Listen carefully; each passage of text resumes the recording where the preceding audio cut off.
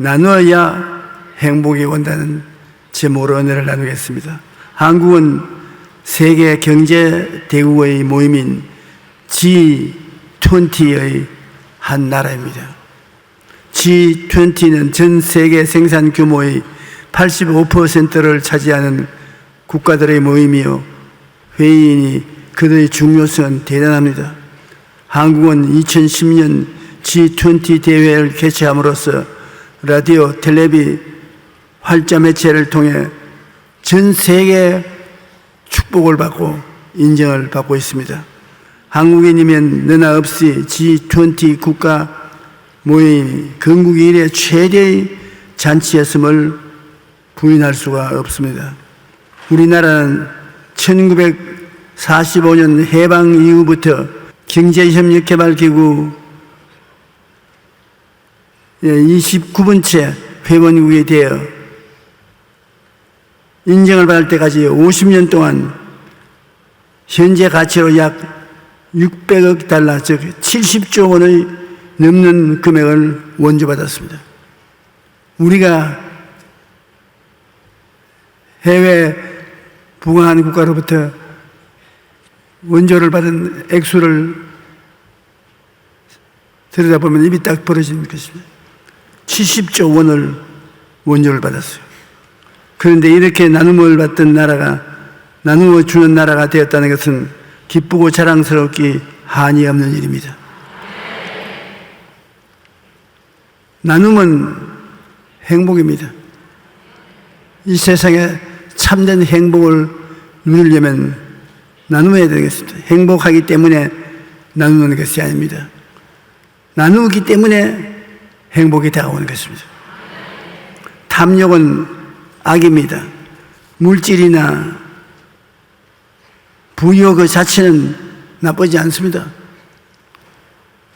돈을 많이 벌고 돈을 많이 저축하고 그렇게 하는 것은 절대로 나쁘지 않습니다.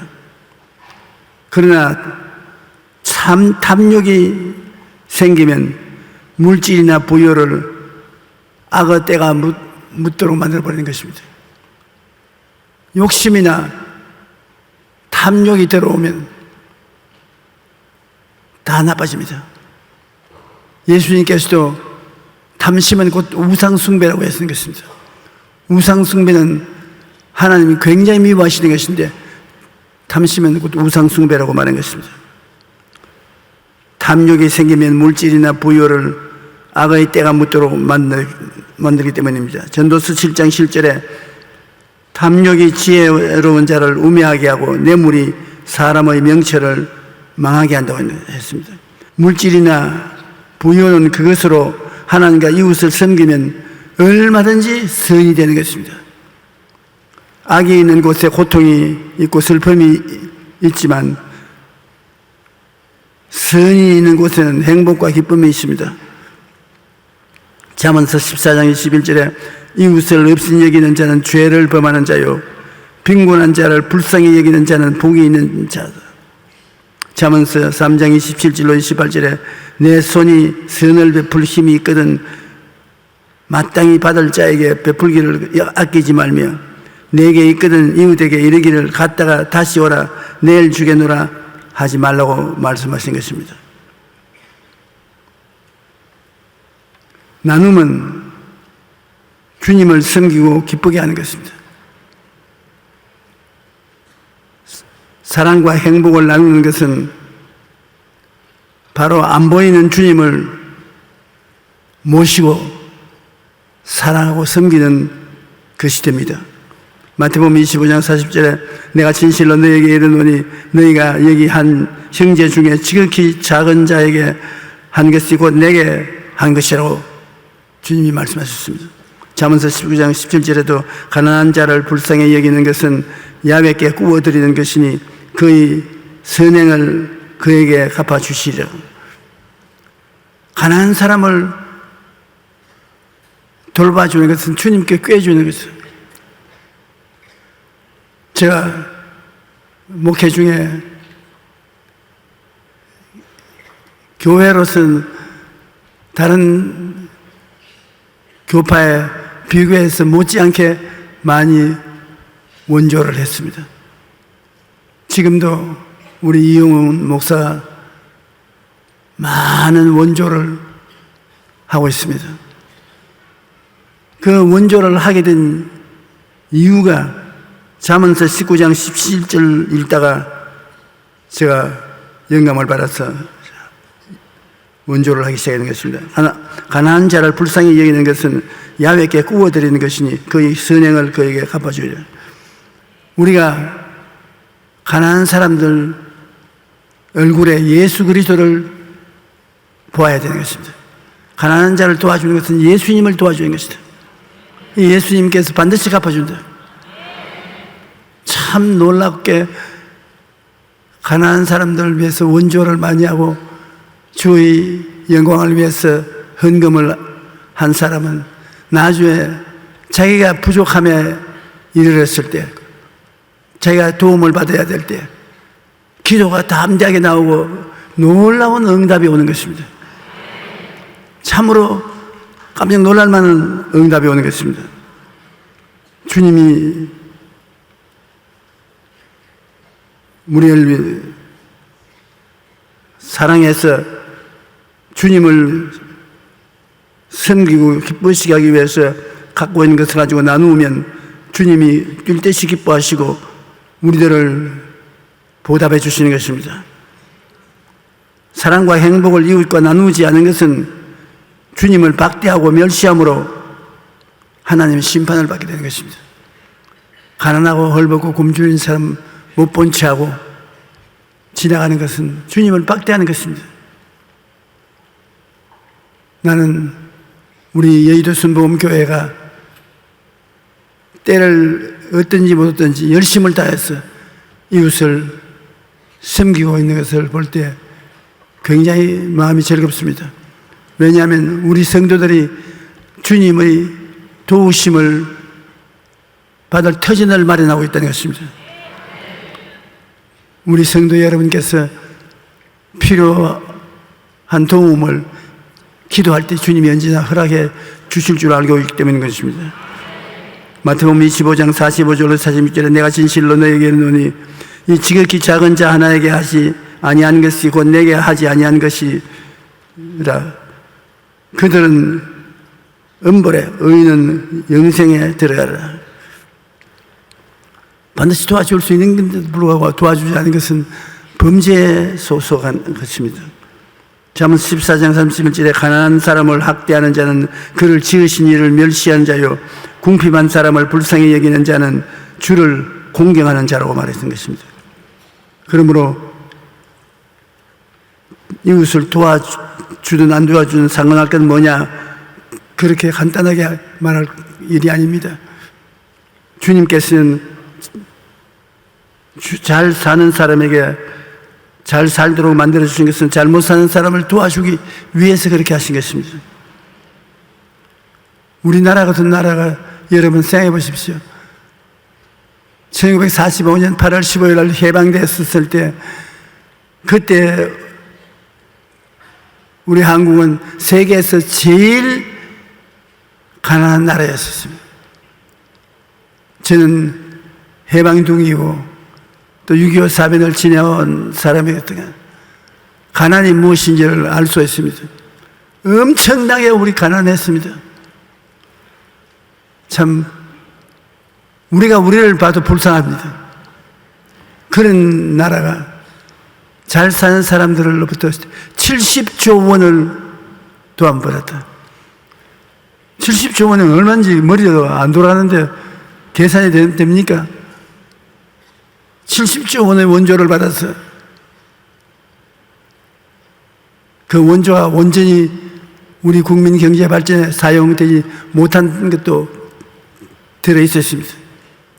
부패 부정으로 말미암아 잘못된 데 사용된 것도 있겠지만, 그러나 그 도움 전체가 우리 한국 산업의 기반을 닦고 우리 삶의 길을 닦아서 오늘날 이렇게 잘 살게 된 것입니다. 사람이 잘 살게 되어야 밖에 나가도 대접을 받습니다. 어깨에 힘도 들어가고요.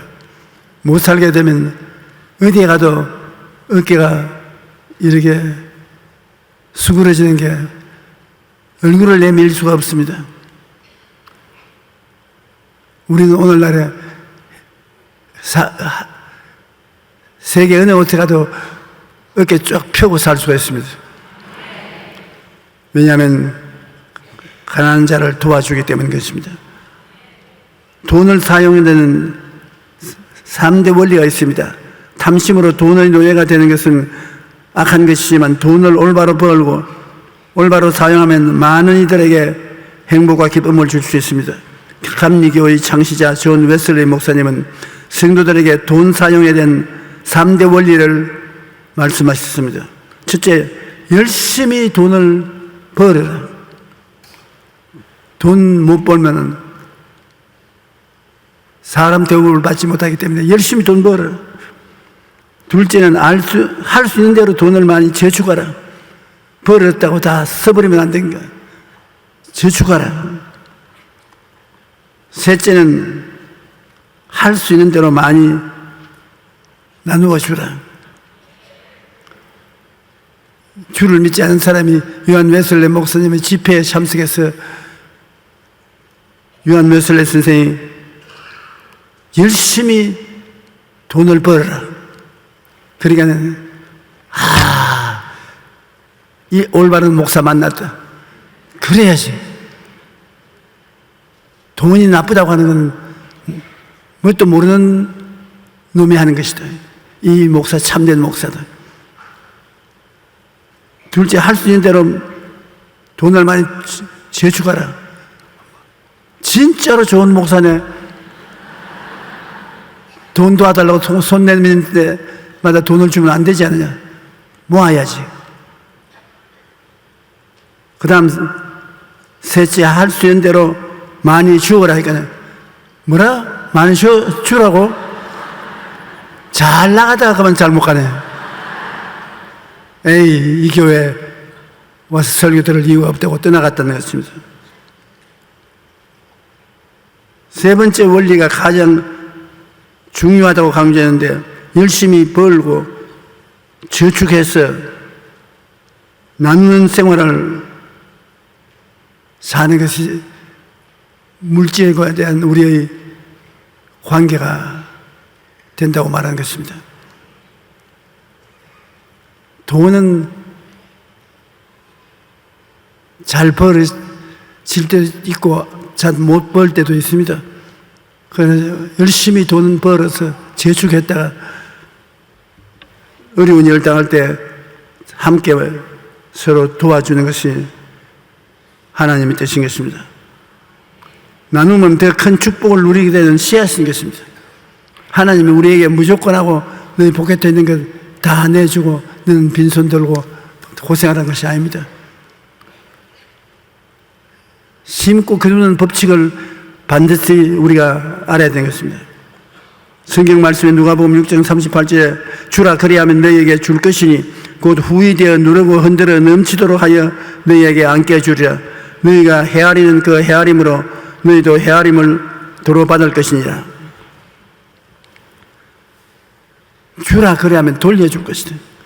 여러분, 우리가 조그마한 그릇에 담아서 주면 그게 담아서 돌려줄 때도 조그만 짐 들어올 거 아닙니까?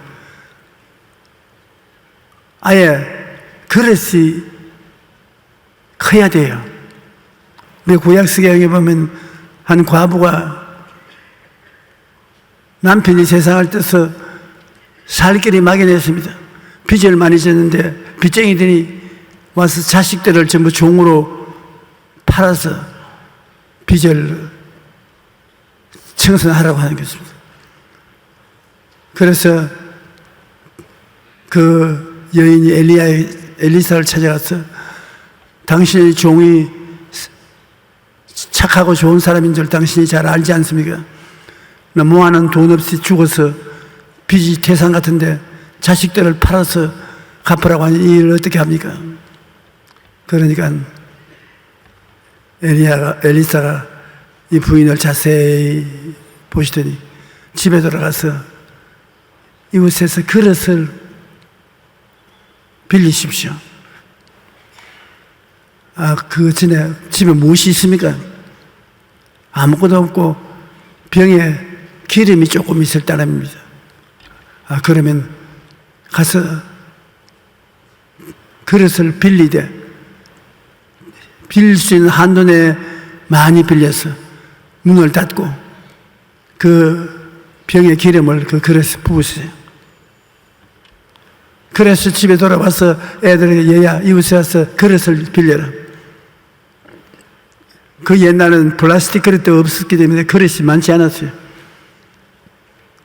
있는 힘을 다해서 그릇을 빌려서 집 마당에 가득하게 해놓고 난 다음에 그 다음 병에 있는 기름으로 부으니까 아무리 부어도 기름은 졸졸졸졸졸졸 늘 나오는 겁니다.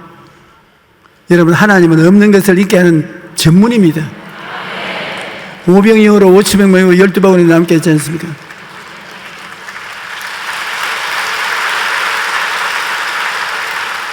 주를 믿고 섬기는 사람에게 부족함이 없습니다.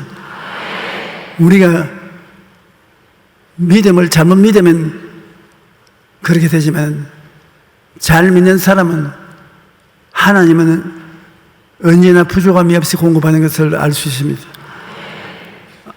그 부인이 그래서 기름을 붓는데 기름에 가득 차면 또 옮겨라, 또 가져오너라, 또 나중에는 또 기름 병을 옮겨놓고 그릇 가져오너라 하니까 어머니 이제 그릇이 없습니다. 아주 그냥 그릇마다 기름이 철철 넘칩니다. 그래 엘리사에게 가서 기름이 모든 그릇에 넘쳐난다고 하니까 엘리사가 그걸 팔아가지고서 그 돈으로 빚을 갚고 나머지는 생활비에 사용하라고 그렇게 말한 것입니다. 주라 그래야면 돌려줄 것이니 곧 후이되어 눌러 얹어 넘치게 안겨주는데 여기에서도 우리가 주고받는 법칙에 의해서 빌려주고 마음속에 하나님께 돌려받을 때 큰 그릇에 돌려받을 것을 꿈꾸어 보아야 되는 것입니다. 우리가 생각하고 꿈꾸는 것이 우리의 삶의 안내자가 되는 것입니다. 여러분, 생각과 꿈은 여러분을 만들어가는 것입니다. 여러분이 긍정적으로 생각하고 적극적인 꿈을 꾸면 생각과 꿈이 그것이 이루어지도록 여러분을 이끌어가는 것입니다. 우리 예수 믿는 사람 우리 힘으로만 산다고 생각하지 마십시오. 여러분이 성경을 읽고 마음속에 하나님의 은총을 생각하고 꿈은 생각보다 더 구체적인 것입니다. 꿈을 바라보면 생각과 꿈이 손을 잡고 이리 오시오, 으이샤, 으이샤 여러분을 이끌고 그것이 이루어지도록 만들어주는 것입니다. 그냥 가만히 있지 마세요. 여러분이 인생을 사는 것도 있지만은 여러분이 기도하고 꿈꾸는 사람은 생각과 꿈이 여러분을 이끌어가는 것입니다. 가만 보면 희한합니다. 희한하게 이끌어가요. 없는 것을 있게 하시고 안 보이는 것이 보이게 하시고 갖고 있지 않는 것을 갖게 꿈이 이끌어가는 것입니다. 꿈이 없는 백성은 망한다고. 우리가 꿈이 없으면 여러분을 이끌어갈 곳이 없지 않습니까? 그러니 그 자리에 망하고 마는 것입니다. 개인도 집안도 국가도 꿈이 있으면 꿈이 여러분이 가서 이리 오십시오, 따라오십시오 안내해서 이루어지게 하는 것입니다. 여러분께서 앞으로 희한한 일을 경험하고 살리거든 꿈을 꼭 꾸십시오. 그리고 하나님께 기도하면 꿈이 여러분을 이끌어가는 것입니다. 희한한 일이 생기는 것입니다. 사도행전 20장 35절에 범사에 여러분에게 모범을 보여준 바와 같이 수고하여 약한 사람들을 돕고 또 주 예수께서 친히 말씀하신 바 주는 것이 받는 것보다 복이 있다 하심을 기억해야 할 것이다. 주는 분이 받는 것보다 복이 있는 것은 사실 아닙니까? 성경에 보면 이방인 장교가 있었습니다. 이방인 장교 이름은 고넬료인데 자기 밑에 100명의 군대를 거느리고 있으면 백부장이라고 말합니다. 이 사람은 유대인이 아닌데 마음에 종교심이 있었어요. 열심히 기도하고 구제를 했습니다. 그런데 베드로가 그 근처에 오게 되는데 하루는 정오에 이 백부장이 기도를 하고 있는데 천사가 탁 나타났어요. 깜짝 놀랐습니다. 어떻게 해서 찾아오셨습니까? 내가 기도를 열심히 하고 구제를 많이 해서 하나님 앞에 기억한 바가 되었다. 유대인도 아닌 이방인인데 기도하고 구제한 것이 하나님 앞에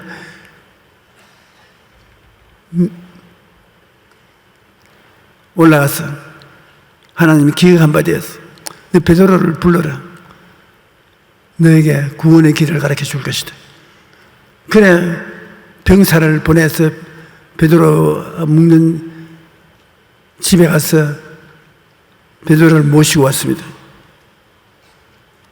사도행전 10장 1절로 5절에 있는 말씀인데 가이사라에 고넬료라는 사람이 있으니 이달리아 부대라 하는 군대의 백부장이라. 그가 경건하여 온 집안과 더불어 하나님을 경외하며 백성을 많이 구제하고 하나님께 항상 기도하더니 하루는 제9시쯤 되어 환상 중에 밝히 보매 하나님의 사자가 들어와 이르되 고넬료야 하니 고넬료가 주목하여 보고 두려워 이르되 무슨 일입니까? 천사가 이르되 내 기도와 구제가 하나님 앞에 상달되어 기억하신 바 되었으니 내가 지금 사람을 오빠로 보내어 베드로라 하는 시몬을 청하라. 하나님이 온 우주를 다스리고 온 지구를 다스리는데 이방인 군대 육군 대위 고넬료라는 사람 기도하고 구제하는 것을 기억하신다. 그러니 하나님은 우리 머리털 하나도 헤아리고 계신다. 여러분께서 화장하실 때 머리카락이 다 떨어지거든. 하나님 계산에 넣으세요. 머리카락이 다 떨어졌습니다. 그만큼 하나님은 우리를 살피신다는 것입니다. 베드로의 설교를 통해서 구원받고 성령받고 침례받아 하나님 백성이 되도록 만들어준 것입니다. 베드로가 이 말을 할 때 성령이 말씀 듣는 모든 사람에게 내려오시니 베드로와 함께 온 할례 받은 신자들이 이방인들에게도 성령 부어주심으로 말미암아 논란이 있는 방언을 하며 하나님 높임을 들음이라. 이에 베드로가 이르되 이 사람들이 우리와 같이 성령을 받았으니 누가 능히 물로 침례 베품을 금하리요 하고 명하여 예수 그리스도의 이름으로 침례를 베풀리라. 하나님께서 기도하고 구제하는 고넬료를 이쁘게 보시고 베드로를 통해서 하나님 말씀을 전하게 하시고 믿음으로 말미암아 죄사함을 받고 구원받고 성령 충만이 받는 은총을 얻도록 해 주셨습니다. 그러므로 내가 뭐 이렇게 한다고 누가 알아주나? 절대 그렇지 않습니다. 하나님께서 여러분이 기도드리는 것 다 듣고 계십니다. 구제하는 것 다 기억한 바 되어 있습니다. 그래서 심고 거두는 법칙에 의해서 여러분이 심어놓은 것이 필요할 때는 다 거두게 되는 것입니다.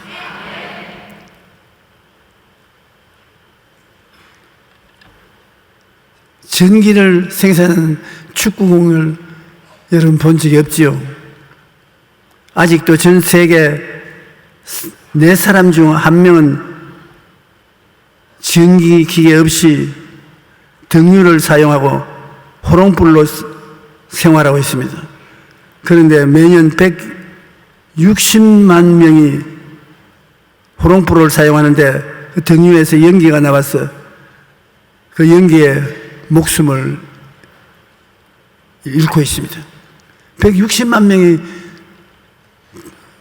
등유를 써 거기에 나오는 그 스름을 마시고 생명을 잃어버린 것입니다.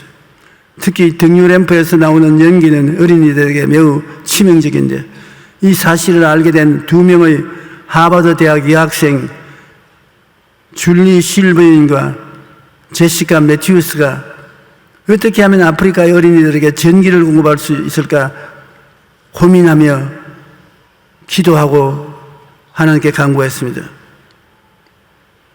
남을 도우려 하는 그들의 간절한 마음은 몇 년 후 기적으로 나타났습니다. 바로 전기를 만들어내는 축구공을 발명하는 것입니다. 축구공에 센서와 발전기를 넣어서 30분 동안 축구를 하면 3시간 동안 쓸 수 있는 전기가 충전되는 것입니다. 그 여학생 두 사람이 만드는 축구인데 축구를 가지고 놀면은 축구 안에 있는 센서가 자극을 받아서 전기를 생산해서 그 전기를 저녁에 집에 가지고 와서 불도 밝히고 라디오도 듣고 요새는 텔레비도 볼 수 있어요. 희한한 것을 발명했습니다. 그래서 낮에는 축구하며 놀고 밤에 되면 그 축구공이 집안일을 환하게 밝히는 램프가 됩니다. 그 불빛 아래서 밥도 먹고 책도 읽고 간단한 전자제품도 사용할 수가 있게 된 것입니다. 현재 이 축구공을 만들어 보급하는 일에 많은 사람이 후원하고 있는데 도움을 주는 외에도 의도 받는 이도 모두 행복합니다. 자기가 가진 재능의 물질로 하나님 이웃을 섬기면 이처럼 많은 사람이 행복과 기쁨을 누릴 수가 있는 것입니다.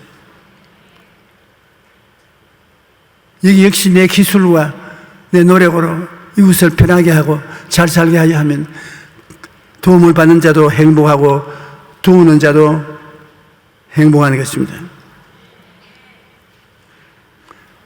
평생 인도의 비민가에서 봉사했던 테레사 수녀는 그처럼 힘든 봉사를 평생 할 수 있었던 이유에 대해 이렇게 말했습니다. 가난한 사람들이 그들 얼굴 속에 예수님을 보이기 때문에 그가 인도에 봉사하지 않을 수 없었다는 말을 했습니다. 우리는 가난하고 약한 자들을 돌아봄으로써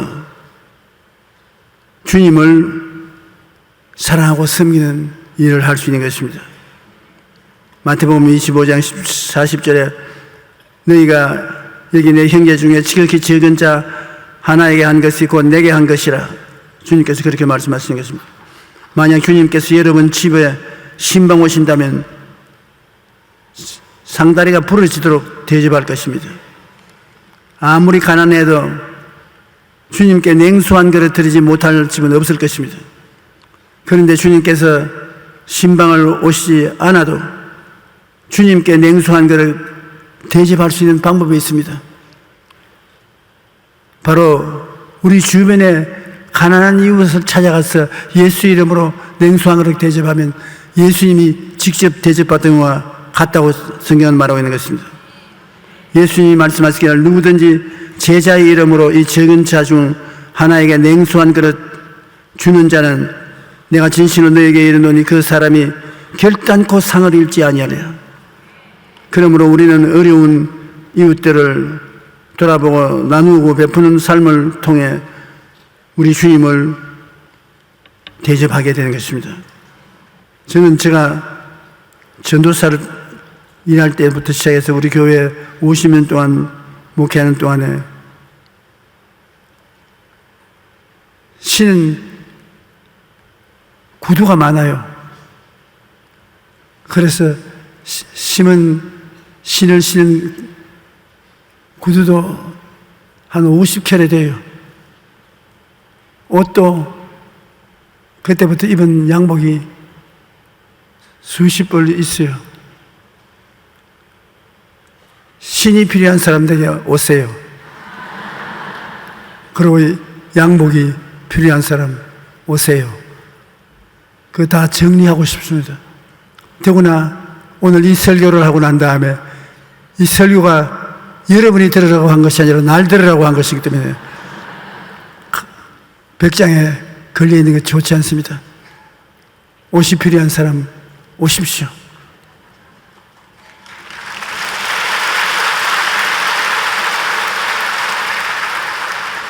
여러분에게 드리고 저는 주님께 받아 입으면 되는 것입니다.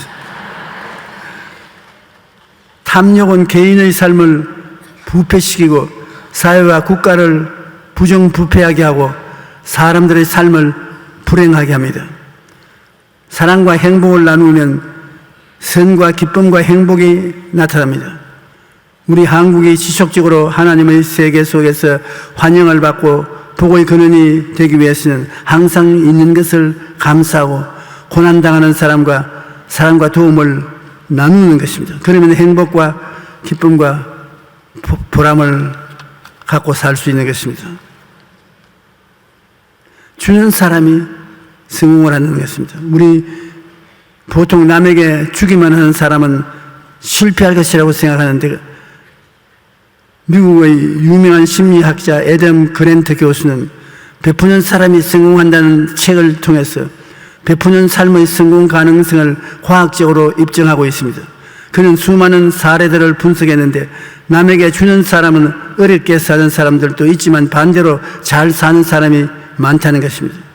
남에게 주면서도 잘 사는 사람들의 공통점은 다른 사람의 이익과 자신의 이익 둘 다 관심이 많았다는 것입니다. 즉 나도 잘 살고 너도 잘 사는 윈윈을 통해 모두가 함께 잘 살 수 있다는 것입니다. 특히 그는 앞으로 세상은 남에게 베풀수록 성공 가능성이 높아진다고 주장합니다. 왜냐하면 교통과 통신 그리고 페이스북과 같은 소셜미디어가 발달로 사람이 서로 연결되어 있기 때문에 자기 이익만 추구하는 사람은 금방 들통이 나서 실패하게 되고 남을 이롭게 하고 베푸는 사람은 성공하게 된다는 것입니다. 이러한 이유들뿐 아니라 우리가 나누고 베풀면 하나님께서 복을 주시기 때문에 우리가 영원히 잘됨 같이 범사에 잘되며 강건하게 될 수 있다는 것입니다. 나누는 사람은 몸과 마음을 건강하게 만든다는 연구 결과가 있습니다. 하버드 의과대학교 데이비드 맥클리렌 교수는 테레사 효과라는 말을 만드는데 남을 도와주면 몸에 좋은 면역이 항체가 50% 이상 증가한다는 것입니다. 또 미국의 심리학자인 칼 매닝거 박사는 나누는 삶은 우리의 신체뿐 아니라 마음도 건강하게 만들어준다는 것입니다. 그의 주장에 의하면 나누는 삶은 정신 건강의 필수적인 요소이며 관대하게 베푸는 사람은 정신질환에 걸릴 확률이 훨씬 낮다고 말하고 있습니다.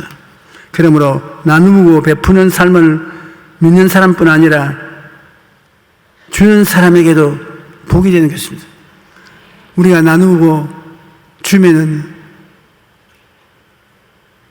기쁘고 행복해지고 몸에 저항력이 생겨서 사우디아라비아 감기 같은 건 문제없이 물리쳐 버렸습니다. 우리가 이 세상에 살면서 예수님을 마음속에 섬기고 살면 주님께로부터 의와 진리를 쫓아 풍성한 은혜를 주시는 것인데 그 예수님이 눈에 안 보이기 때문에 내 주변에 있는 가난하고 헐벗고 굶주린 사람에게 예수 이름으로 도움을 베풀면 예수님이 도움받은 것이 되기 때문에 고넬료가 축복받은 것처럼 축복을 받게 되는 것입니다. 예수님은 고말리 장치는 멀리 계시지 않습니다. 예수님은 언제나 우리 곁에 계십니다. 예수님이 변화산상에 베드로와 야고보와 요한을 데리고 산 꼭대기에 올라갔는데 갑자기 세상이 달라졌습니다. 거기에 1000년 전에 세상을 뜬 모세도, 몇백 년 전에 세상을 뜬 엘리야도 예수님 앞에 그대로 나타났어요. 베드로와 야고보와 요한이 보니 기가 막힙니다. 어떻게 해서 수천 년, 수백 년 전에 세상을 뜬 사람이 옛날 모습 그대로 주님께 나타나서 예수님이 예루살렘에 올라가서 십자가에 못 박혀 죽으신 이야기를 하고 있습니다. 이와 같이 주님은 3차원의 세계 속에서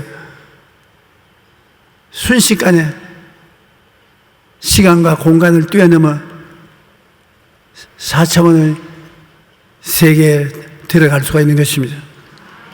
주님은 차원이 필요 없습니다. 1차원, 2차원, 3차원의 세계에서 계시지만 4차원에서 영혼 차원에 들어가 계신 것입니다.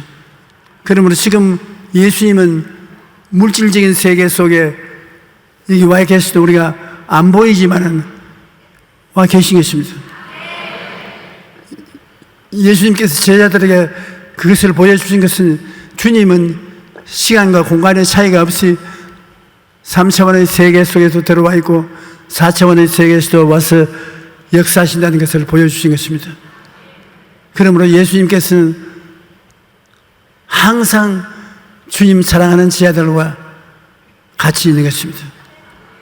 그러므로 주님이 우리와 같이 있는 목적은 죄 사함을 주시고 귀신을 쫓아내시고 병을 고치시고 없는 자를 있게 만들어 주시는 좋으신 하나님이신 것입니다. 주님께서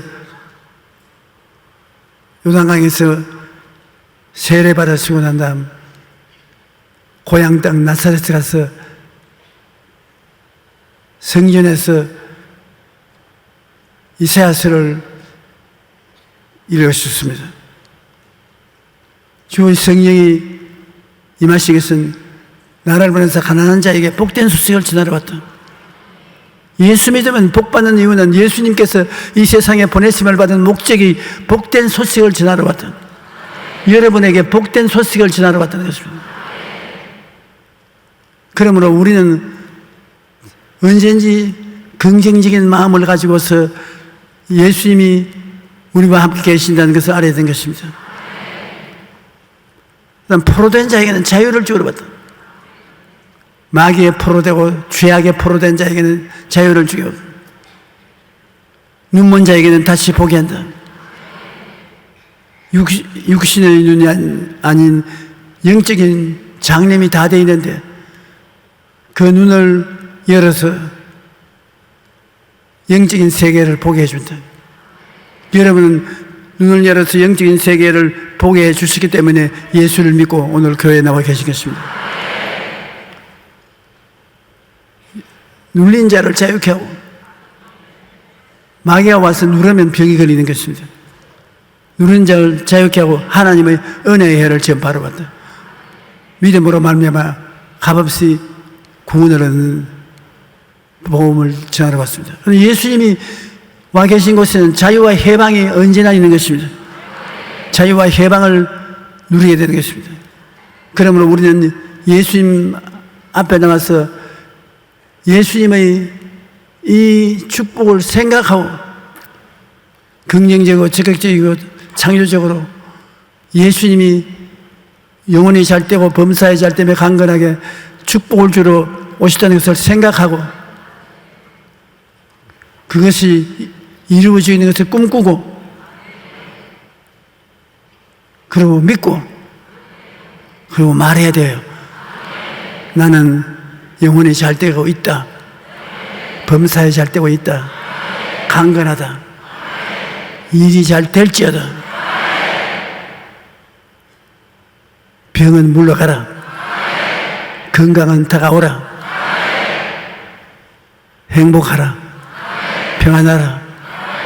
그렇게 말해야 되는 것입니다. 그러므로 예수 그리스도는 종교적인 의식을 위해서 온 것이 아닙니다.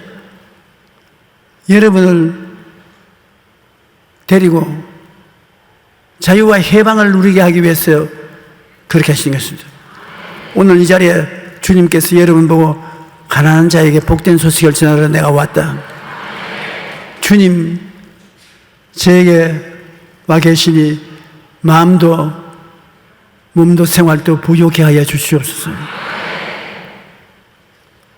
포로된 자에게는 자유를 줄 테다. 내가 너에게 자유를 주려고 십자가에 못 박여 몸지고 베을러 쓰시 믿음의 구석에 있어서 종의 멍에를 매지매라.